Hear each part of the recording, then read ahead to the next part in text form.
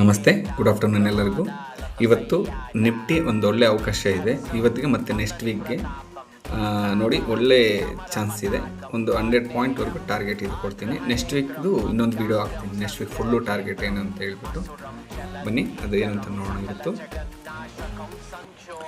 ನೋಡಿ, ಇದು ನಿಫ್ಟಿ ಒಳ್ಳೆ ಫಾಲ್ ಆಯಿತು ನಿನ್ನೆ ಇವತ್ತು.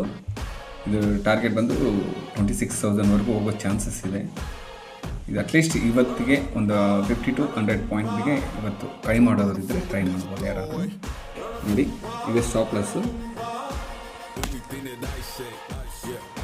ನೋಡಿ, ಸ್ಟಾಪ್ ಲಾಸ್ ಬಂದು 25,650.